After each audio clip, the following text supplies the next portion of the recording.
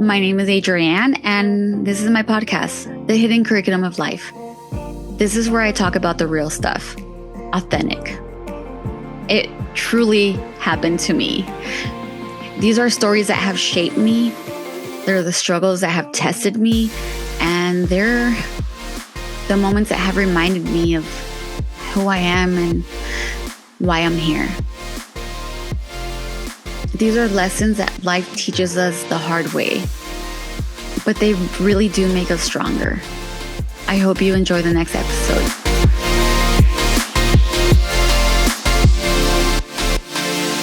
Episode 7, Deployed to My Hometown, a different kind of mission. After 13 and a half years in the California National Guard, I thought my military story was over. My contract was supposed to end on June 14th of 2025 after I had already extended for 6 months because of my bunk bed injury. Then on June 12th, I got the call. We need you to extend for the deployment. It'll only be 4 months. And just like that, my first deployment. Not Afghanistan, not across the ocean, Los Angeles, my hometown.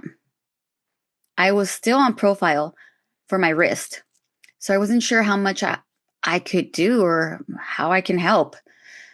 Part of me felt like I was just a number, another name on a roster. But another part of me thought, if God still has me here, there must be one more lesson he wants me to learn. For the first 2 weeks, a small group of us stayed back while the rest of our unit moved forward. They were in Camp Roberts, and they were there waiting also for orders to head down to Los Angeles. So we were all waiting on clearance and training schedules. It felt strange, like a drill that just wouldn't end. We couldn't go home at night, so we stayed at the armory. I found an office with a couch and made it my little home away from home. The days were work, cleaning, maintenance, whatever kind of training we could do. But the nights were all about laughter and connection. We had volleyball tournaments, late night cookouts, and music echoing throughout the armory, especially in the kitchen and outside areas. We were restless, but human. And it reminds me, the military isn't just orders and missions. It's people trying to hold on to normal life wherever they can. One of those people was my friend, or is my friend, Sergeant Vanessa Thomason. She stayed back with me. She was also waiting, like all of us. She's really busy right now, but I'll never forget what she said when we talked about those days later on. Vanessa said, "It didn't even feel like a deployment at first. Sleeping at the armory, but still able to run home for a lunch or shower, it felt surreal, like a really long drill until it got real." And she was right. Eventually, the call came. We're heading to Los Angeles. I climbed into one of the military vehicles as one of the first convoys and started driving. Big diesel engines, LA traffic, that long hum of military tires on pavement. Somewhere between Bakersfield and the end of the Grapevine towards Santa Clarita, Los Angeles, it hit me. I am being deployed to my hometown. Every exit sign looked familiar, but the uniform made everything feel different. Vanessa told me later she had that same realization, that eerie feeling of being home but on duty. She said, "When we convoyed down, I thought it would be hours. Turns out it was only 10 minutes to where we were based." Not really, but that's what it felt like. That's when it got real for me. Life was still happening outside. People were going to work, kids were on bikes, and we were part of something bigger, something heavier within the base. I felt that.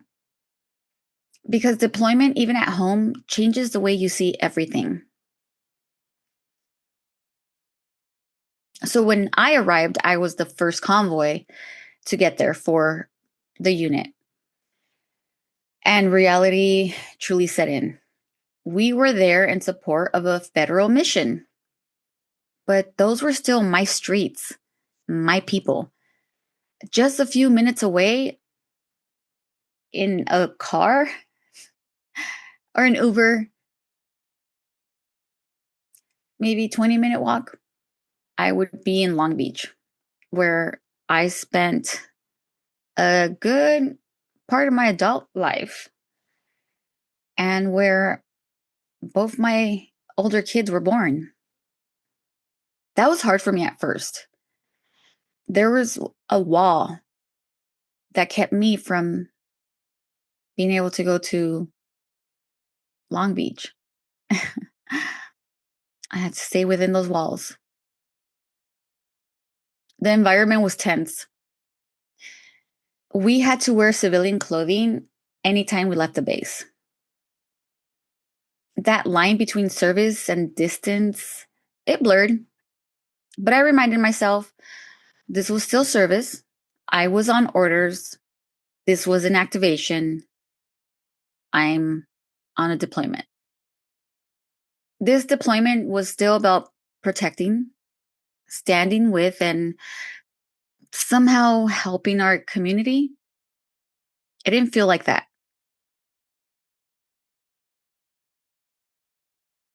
But that's what we were told. Vanessa once told me she tried to balance both perspectives herself too. She said, I had to remind myself, we're not here to fight neighbors. We're here because we're part of them. We are their support system when the world feels a little shaky. And that line, that we're not here to fight our neighbors, it stuck with me. That's what I had to hold on to. Now, the things that I remember most aren't the orders or briefings, it's the people. It's all the new friends I made. So, for example, um, the specialist who had never driven in LA traffic before, but had to handle a 5-lane merge like a pro. Or the staff sergeant who kept morale alive with terrible dad jokes. The medic who quietly made sure everyone was hydrated before checking herself. Nights in the armory or nights in the tent always sound the same. There was laughter cutting through the exhaustion. Maybe somebody FaceTiming their kids, someone else reading a paperback novel. And then on base at the deployment, the sound of constant air conditioning through the night. It's definitely a sound I'm so glad I do not have to hear anymore. That's the rhythm of the Guard. It's half grit, half heart. So, of course, October 14th of 2025, my contract finally ended. I thought, okay, this chapter is done. And then it happened again. Luckily, I didn't have to extend orders, but in the news, the California National Guard once again is being called up, but this time to help the local food banks across the state. It still triggered a memory. It still triggered that feeling. With so many National Guard units across California, anything is possible. Anyone could be called to serve for a natural disaster, for humanitarian aid, for a mission that keeps our community strong. But for me, that story, that deployment wasn't about activation or orders. It was about why we serve in the National Guard. We don't serve to fight our communities. We want to protect them. That's why I joined. We want to stand with our communities. We want to help them when they need us the most. Looking back now, I see that the deployment as both my first and last mission. It's where my military career ended and where my new season began. I used to say, when I get out, I'm starting a podcast. And here we are. That deployment taught me something powerful.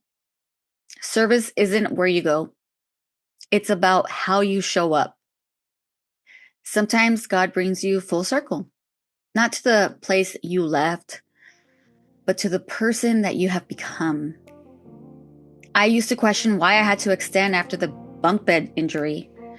Why those extra months? And then why this specific mission? But I understand now. There was just one more lesson in the military left for me. How willing am I to serve? How willing am I to serve? And I still am. I may not wear the uniform anymore, but my mission continues. Every day, I try to help at least one person. Sometimes through this podcast, I hope you let me know. Sometimes through kindness, connection, or simply listening.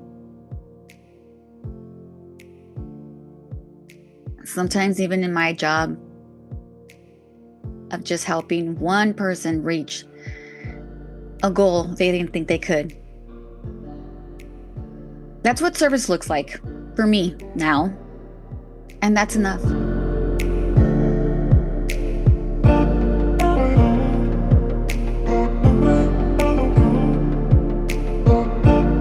Thank you for spending time with me on the Hidden Curriculum of Life. I hope that today's story reminded you that your journey really does matter.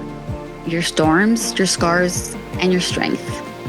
And if you know of anybody else that can get something out of this podcast or this episode, please share it. And until next time, remember, the lesson is always in living because you matter.